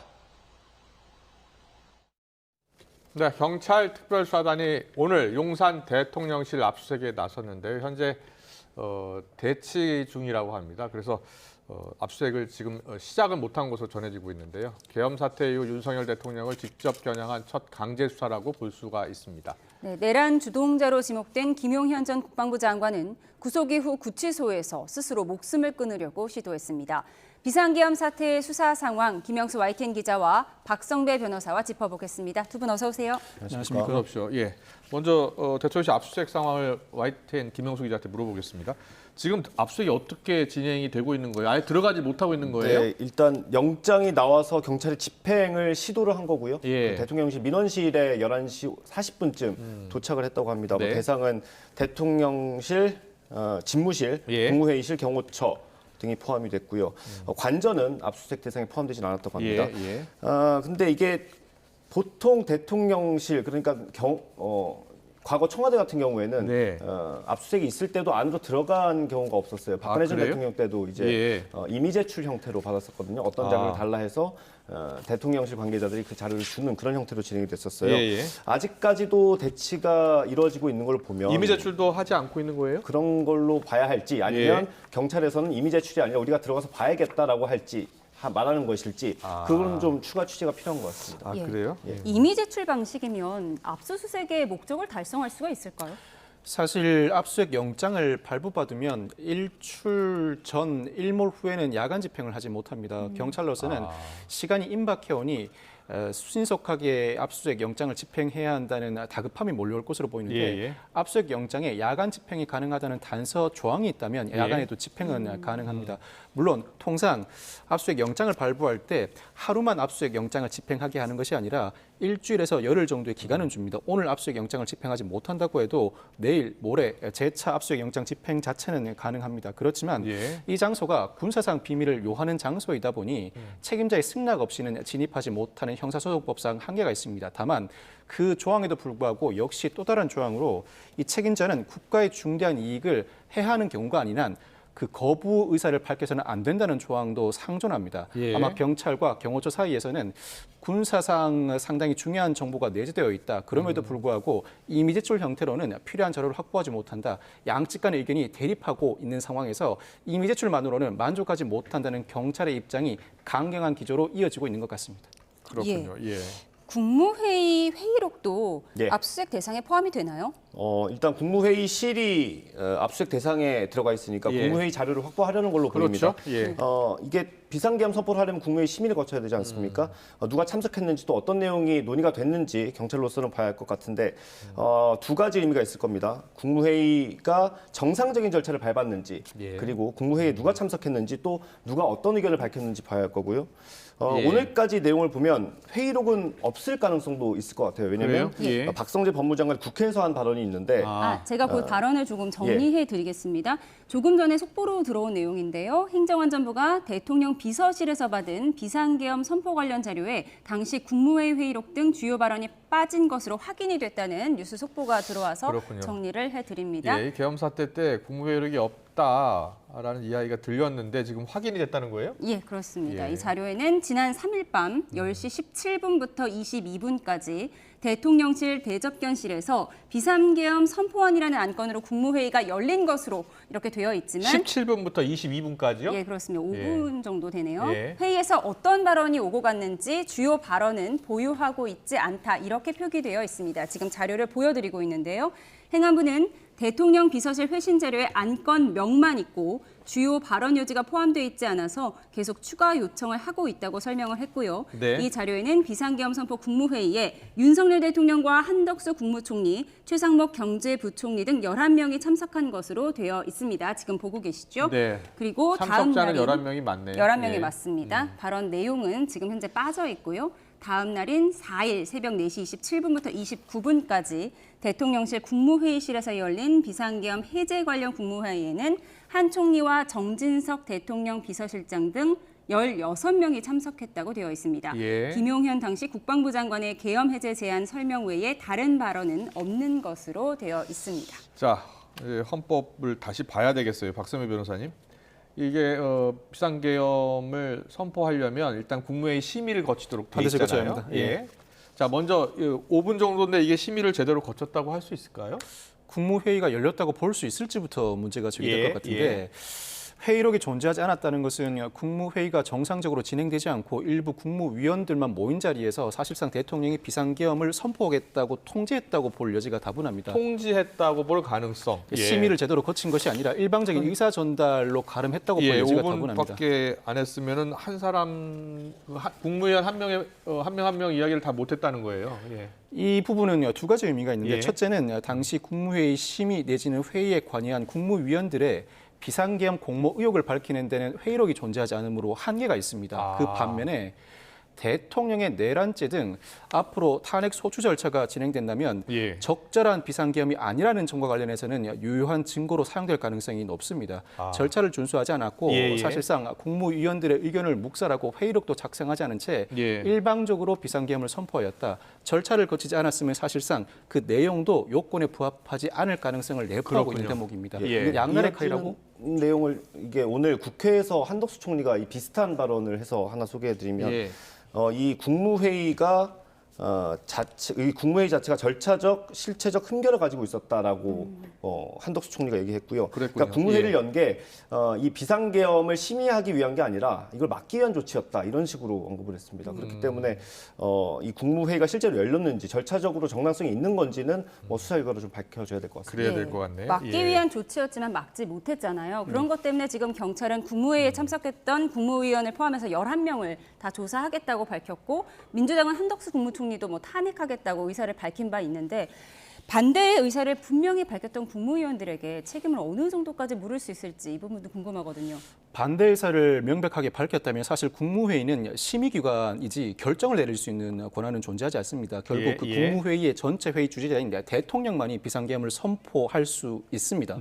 즉 국무회의는 그 과정에서 의사결정에 도움을 주는 심의 절차인데 반대 의사를 밝혔다고 한다면 형사상 책임을 묻기는 상당히 어렵습니다. 더 나아가서 적극적으로 말리지 못했다는 것이 사실로 규명된다면 그와 연관된 국무위원들에 대해서도 형사상 책임을 묻기는 어렵습니다. 그렇지만 향후 탄핵 소추 절차가 진행된다면 헌법재판관의 성향이 어느 정도 나뉘고 있습니다만 국무회의 절차가 사실상 형해화되었다면 비상계엄을 선포하는 과정에서 헌법상 절차를 제대로 준수하지 않았다는 점이 탄핵 결정을 하는데 상당히 결정적인 요인으로 작용할 가능성이 높습니다. 그렇군요. 대통령에게는 상당히 불리한 정황이라고 평가할 수밖에 없을 것 같습니다. 국무회의실 압수수색이 지금 일단 이루어지지 않고 있고요. 이번에 압수수색 대상이 되는 곳이 대통령실, 국무회의실, 대통령 집무실도 이제 당연히 들어갈 텐데 경호처도 들어가고요.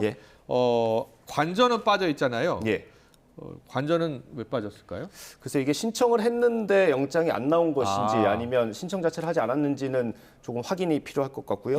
아무래도 경찰로서는 대통령 집무실에서 모든 일들이 이뤄진다고 판단을 하고 그 부분에 대해 집중하는 것 아닐까. 그렇군요. 어떤 자료를 차지를 했던 걸까요? 어떤 자료가 핵심일까요? 일단 말씀드린 대로 국무회의 회의록 관련 자료들이 있을 거고요. 또 포고령을 누가 썼는지도 좀 관심이잖아요. 포고령이요. 이게 사실 방첩사에서 준비했다라는 정황이 계속 나왔었는데 이게 초안을 누가 썼고 누가 고쳤는지 또 중요하지 않겠습니까? 그런 부분 밝혀야 되는데 김용현 전 장관은 검찰 조사에서 본인이 쓰고 대통령이 좀 수정을 해줬다 이렇게 진술한 걸로 알려져 있습니다. 그래서 아마 집무실을 압수수색하게 되면 대통령이 그거를 초안을 작성하거나 혹은 수정한 흔적이 있는지 이런 걸 또 살펴봐야 될 것 같습니다. 그렇군요.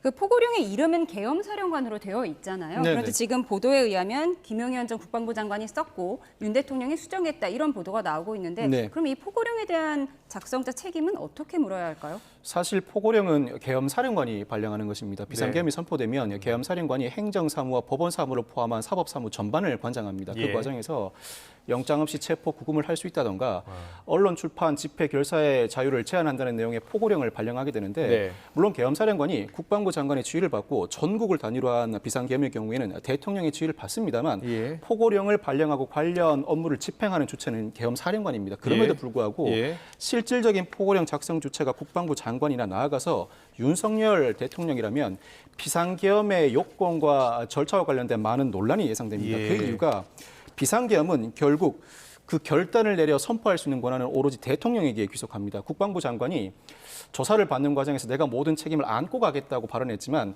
국방부 장관이 책임을 안고 갈 수 있는 사안 자체가 아닙니다. 결국 그 칼끝은 윤석열 대통령에게 향할 수밖에 없는데 이 포고령 내용 중에서 특히 국회 활동을 금지하는 부분이나 이와 같은 조치에 위반할 경우에 영장 없이 구금할 수 있고 형사처벌을 가하겠다는 내용이 있습니다. 사실 내란죄는 그 행위 유형이 폭행, 매도, 협박이 있습니다.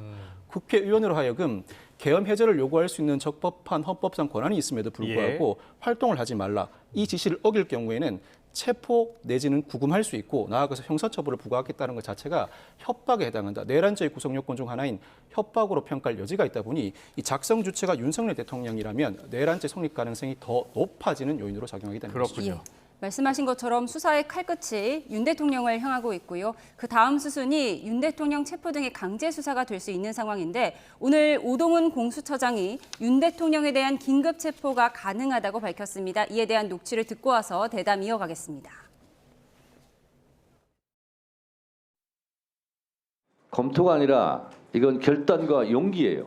국민을 믿고 역사를 믿고 내란 속에 피의자로 입건된 윤석열 씨를 즉시 체포할 의지가 있습니까 없습니까? 저희들 열심히 수사하고 있습니다. 의지를 말해달라는 거예요. 의지. 그런 부분에 대한 충분한 의지를 가지고 하고 있습니다. 다만 수사 절차들이 있고 또 관련된 업무들이 있기 때문에 그것들을 수행하고 있습니다. 의지는 있다 이런 말씀이죠? 네. 다시 말씀해 주세요. 의지는 있죠? 저희들 충분히 의지를 가지고 있습니다. 네. 네, 자 체포가 가능하다. 긴급 체포 요건이 어떻게 돼요?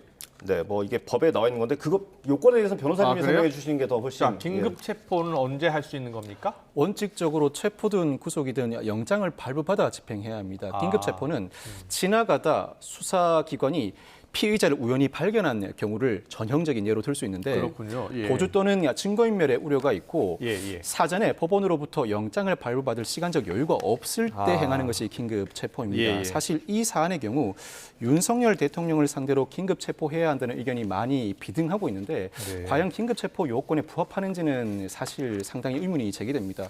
윤석열 대통령은 사실 도주 의사를 전면적으로 밝히고 있지 않고 물론 증거인멸의 우려는 있을 수 있습니다. 그럼에도 불구하고 이 수사기관이 법원으로부터 사전에 체포영장을 발부받을 수 없는 상황인가, 시간적 여유가 없는가에 대해서는 상당한 의문이 제기됩니다. 그럼 보통 체포영장을 받을 시간적 여유가 없을 때 이제 그렇죠. 긴급 체포를 하는군요. 일단은 윤석열 대통령에게 소환조사 통보를 두세 차례 해보고 응하지 않을 때 그때는 긴급 체포 내지는 체포영장에 의한 체포가 가능할 것으로 보이는데 현실적으로도 경찰 등이 긴급 체포에 나선다고 하더라도 오늘 압수수색 영장도 집행하려고 나선 경찰을 경호처가 막아섰습니다. 긴급 체포를 경호처가 순순히 받아들일 가능성이 매우 낮습니다. 그 과정에서 오히려 경찰 경력이 동원되면서 사상 초유의 경찰 경력과 경호처가 충돌하는 모습까지 비화될 가능성이 있어서 무리하게 긴급 체포를 감행할 필요성까지는 없어 보입니다. 그렇군요. 지금 워낙 검찰과 경찰, 공수처가 경쟁적으로 수사를 하고 있어서 윤 대통령 신병 확보를 먼저 하는 수사기관이 수사를 주도적으로 해나가지 않을까 이런 분석도 나오거든요. 사실 이 사안은 오늘 김용현 전 국방부 장관 어제죠. 김용현 전 국방부 장관에 대한 구속영장이 발부되었습니다만 법원도 구속영장을 발부하면서 검찰에게 내란죄 수사권이 있다고 명시적으로 판단하지는 않았습니다. 검찰은 수사할 수 있는 범죄 유형이 한정되어 있습니다. 그렇지만 예외적으로 경찰과 공수처 직원의 범죄에 관해서만큼은 그 범죄 유형을 불문하고 모든 범죄를 수사할 수 있습니다. 법원이 구속영장을 발부하면서 이 사안은 경찰의 혐의가 포함되어 있다. 조지호 청장, 김봉식 서울경찰청장이 포함됐군요. 그렇습니다. 그 경찰에 대한 수사권을 전면적으로 행사할 수 있는 검찰이 관련 사건으로서 김영현 전 국방부 장관의 내란죄에 대해서도 수사할 수 있다는 취지의 논리를 설시했습니다. 그렇다면 사실 앞으로도 이와 같은 논란이 제기될 가능성이 있는데 또 영장 전담 판사는 검찰의 내란죄 수사권을 인정했다고 하더라도 정작 본안 판단에서 형사 재판을 담당하는 다른 판사는 다른 판단을 할 가능성도 있거든요. 그럴 수도 있겠네요. 결국은 경찰, 검찰, 공수처 나아가서 군인을 수사할 수 있는 군 검찰이 합동수사본부를 꾸려야 한다고 봅니다. 향후 적절한 수사권을 가지지 못한 수사기관이 피의자 신문을 하는 경우에 증거 능력의 문제나 공소 제기의 적법성 여부를 두고 논란이 일어날 가능성이 많은 있습니다. 법조인들이 합동수사본부가 필요하다라고 한 목소리로 이야기를 하고 있어요. 지금 며칠째 하고 있는데 일단 원칙적으로는 경찰이 전면에 나서서 피의자 조사를 진행하고 검찰이 향후 수사가 진행되는 과정에서 압수수색이나 체포, 구속이든 강제 수사의 필요성이 수시로 제기될 것입니다. 수사의 적법성을 보장하면서 영장 청구를 진행할 뿐만 아니라 최종적으로 어느 정도 범위의 인사들에게 어느 정도 범위의 혐의를 적용할지 결정하는 주체는 검찰입니다. 검찰이 현장에서 그때그때 판단을 할 필요성이 있고 특히 군인에 대해서는 군 검찰이 수사를 진행해야 할 뿐만 아니라 공수처도 이 사건 수사 과정에서 전반적인 보완을 해주는 방향으로 나가야 합니다. 특히 경찰에 대한 수사권은 검찰이 온전히 확보하고 있는 만큼 일부 셀프 수사 우려를 불식시키기 위해서라도 검찰이 경찰에 대해서는 전면에 나서서 수사를 진행하는 방식으로 이 사건 수사를 이어나가야 할 것으로 보입니다. 근데 김영수 기자, 경찰이 지금 조지호 청장, 김봉식 청장, 서울청장 긴급 체포한 상황이잖아요. 예, 그렇습니다. 경찰이 지금 검찰 수사에 다가가지 못하는 상황이다 보니까 일단 조지호 경찰청장 그리고 김봉식 서울경찰청장을 어제 조사하고 조사를 마무리한 뒤에 긴급 체포를 했습니다. 그리고 국무위원들에 대해서도 좀 수사의 속도를 내는 모습이고요. 국무위원들에게 이제 소환 통보를 여럿 했습니다. 지금 소환 통보해서 누구를 조사했는지는 밝히지 않고 있죠. 네, 한 명을 소환 조사했다고 했는데 그게 누군지는 아직까지 소환에 불응하면 강제 수사하기로 하지 않았나요? 강제 수사를 하는데 뭐 변호사님 아까 말씀하신 것처럼 그 피의자가 됐다고 해서 한 번 안 나왔으면 바로 영장을 신청하거나 이러진 않고요. 뭐 한 두세 차례 정도 영장을 출석 요구를 한 다음에 그 다음에 보통 뭐 체포영장을 신청하거나 이런 식으로 수사가 진행이 됩니다. 그렇군요. 지금 경찰이 대통령실 압수수색을 시도하고 있는 중이고요. 그리고 검찰은 또 특전사령부를 압수수색했죠? 예, 그렇습니다. 특전사령부는 검찰이 이제 압수수색을 하고 있는 거예요. 특전사령관 기억하시지 않습니까? 곽 사령관이요. 국정근 특전사령관이요? 초창기에 이제 유튜브에 나와서 여러 가지 얘기를 했던 인물인데 특전사령관이 어제 국회에 나와서 또 여러 가지 얘기를 했어요. 사실은 3일 날 모든 군 관계자들이 계엄에 대해서 알았다고 했는데 본인은 1일 날 알았다는 겁니다. 그걸 국방부 장관에게 얘기를 들어서 자신의 임무를 부여받았다라고 언급을 했고요. 또 폭탄 발언한 것 중에 하나가 대통령으로부터 직접 전화 받았다고 국회에 했죠. 갔을 때 전화를 받았다고 했습니다. 이거는 그 이전에 국정원 전 1차장이죠. 전 1차장이 했던 발언과 좀 맥락이 비슷한 것 같고요. 대통령이 이제 계엄이 진행되는 상황에 어떤 일선의 관계자들이라고 할까요? 그런 사람들에게 전화해서 직접 상황을 챙겼다라는 걸로 볼 수 있습니다. 12시 반에서 12시 40분 사이에 직접 통화를 했다는 거예요? 통화를 해서 국회의원들을 끌어내라. 예, 그렇습니다. 끄집어내라. 이렇게 표현했다는 거죠? 곽 전 사령관의 진술을 100% 믿는다면 대통령이 구체적인 지시까지 했다라고 볼 수 있을 것 같습니다. 대통령실은 부인하고 있는 상황이고요. 그런가 하면 구속된 김용현 전 국방부 장관이 어젯밤 구치소에서 스스로 목숨을 끊으려고 시도를 했었는데요. 관련 녹취를 먼저 듣고 와서 대담 이어가겠습니다. 김용현 전 국방부 장관이 구속영장 떨어지기 전에 자살을 시도했다는 것이 사실입니까? 네, 아침에 그렇게 보고받았습니다. 좀 더 구체적으로 얘기해 보세요. 어저께 11시 한 52분경에 이제 구인 피의자 거실이라고 따로 있습니다. 영장 발부되기 전에 대기하는 장소인데요. 자살을 시도하는 것을 우리 통제실에서 근무자가 발견하고 바로 출동을 해서 도착을 하고 문을 여니까 바로 시도를 포기하고 나온 사례가 있었습니다. 현재는 보호실에 수용을 해서 건강에는 이상이 없는 것으로 보고를 받았습니다. 김용현 전 장관이 극단 선택을 시도한 이유를 뭐라고 보세요? 뭐 김용현 전 장관의 마음을 제가 뭐 해석하기는 좀 어렵고 일단 뭐 사실관계는 지금 보신 그대로입니다. 이 정도의 설명이 있었고요. 예. 네, 법무부에서도 관련 설명이 있었는데 예. 일단 뭐 건강에는 이상이 없는 걸로 보이고요. 예, 그렇네요. 검찰 예. 조사는 계속 받을 수 있을 것 같습니다. 변호사님, 그 김용현 전 장관이 극단 선택을 시도했고 야당에서는 지금 공범 신변보호 조치 필요하다라는 주장도 하고 있고, 예. 어떻게 보셨어요? 예. 극단적 선택을 시도했다는 소식 자체가 상당히 놀라운데 예. 사실 영장 실질 심사에 출석을 했든 출석하지 않았든 예. 영장 발부 여부를 대기하는 과정에서 구인 영장에 따라 일단 구치소에 입감됩니다. 네. 입감되는 과정에서 신체 검사도 받고 각종 물품도 제출하고 예. 입감해 있는 상태에서 영장 발부 여부를 기다리는 동안 피의자는 그동안 살아온 모든 순간이 머리를 스친다고 합니다. 아마 예. 절망감에 휩싸였던 것 같은데 예. 불과 며칠 사이에 영장 발부 여부를 기다려야 하는 피의자 신분으로 전락했다는 절망감에 예. 모든 책임을 자신이 떠안고 가겠다는 심리, 거기에 또 일각의 주장처럼 이 사건 비상계엄을 성공했어야 하는데 실패했고 더 이상 예. 방법이 없다는 절망감이 더해진 것 아닌가 추정을 해봅니다. 네. 예. 경찰이 압수수색을 진행했는데 김용현 전 장관의 비화폰은 확보하지 못했다고 해요. 그렇습니다. 이 비화폰은 고위 공직자들이 사용하는 폰인데 비밀 대화를 위한 휴대폰입니다. 도청 감청이 안 된다면서요? 도청 감청이 되지 않습니다. 예. 제3자가 도청 감청을 시도한다고 하더라도 예. 대화 당사자 간에는 온전하게 원래 목소리가 들리는데 이 목소리 자체가 디지털 암호화됩니다. 제3자가 도청 감청을 시도한다고 하더라도 이상한 잡음만 들리는 형태가 됩니다. 예. 도청 감청을 시도하지 못하다 보니 고위 공직자들이 주로 사용하는 폰이 비화폰인데 애초에 경찰이 압수수색을 진행하면서 압수수색을 진행할 때는 물품도 특정해야 하지만 압수수색을 할 장소도 특정을 해야 합니다. 네. 아마 이 비화폰이 김용현 전 장관의 공관 집무실 자택에 있지는 않았던 것 같아요. 예, 예. 이 비화폰이 별도 제3의 장소에 있었는데 이 제3의 장소는 압수수색 장소가 아니다 보니 이 비화폰을 사전에 확보하지는 못한 것 같습니다. 네. 자, 윤석열 대통령을 향한 내란죄 수사가 급물살을 타고 있는데요. 소환 조사라든지 직접 수사는 언제쯤 가능할 것으로 보세요? 현재 김용현 전 국방부 장관이 구속된 상황인데 예, 예. 그 바로 다음 윗순위는 윤석열 대통령이라고 예. 봐야 합니다. 그렇지만 곧바로 소환 조사가 이루어질 것인가 그 부분은 예단이 어렵습니다. 김용현 전 국방부 장관이 긴급 체포되고 구속되는 과정이 다소 이른감이 있습니다. 사실은 예. 김용현 전 국방부 장관에 이르기 전에 예. 방첩사령관, 정보사, 특전사 등 시소 주요 지휘관 외에도 현장에 파견된 대원들에 대한 전반적인 조사도 이루어졌어야 합니다. 예. 김용현 전 국방부 장관이 비교적 일찍 구속될 상황입니다만 윤석열 대통령의 혐의를 입증하기 위한 관련 자료를 수집하고 관련자들의 진술을 대대적으로 들을 뿐만 아니라 확보한 압수수색물을 분석하는 과정도 거쳐야 합니다. 제가 보기에는 예, 예. 신속하게 수사가 진행됨을 전제로 할 예. 때는 이번 주 말이나 다음 주 초경에는 비로소 윤석열 대통령을 향해서 소환돼 조사를 받으라는 통지가 이루어질 것 같습니다. 이번 주말 아니면 다음 주 초예요? 네, 알겠습니다.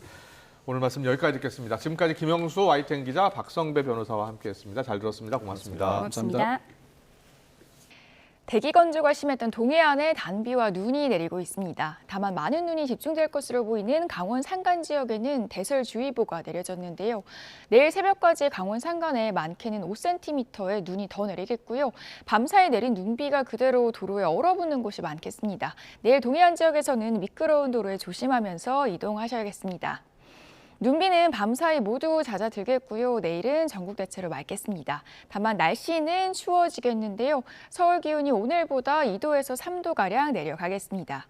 자세한 지역별 기온 살펴보면 내일 아침 곳곳에 영하권 추위가 돌아오겠습니다. 서울 영하 2도, 대전 영하 3도, 전주는 영하 2도 보이겠고요. 낮 기온도 오늘보다 조금 낮아서 쌀쌀한 곳이 많겠습니다. 서울 5도, 전주 7도, 대구는 9도 보이겠습니다. 외출하실 때는 따뜻한 옷차림 하셔야겠습니다. 날씨였습니다. 수요일 뉴스원 여기서 마치겠습니다. 함께해 주신 여러분 고맙습니다.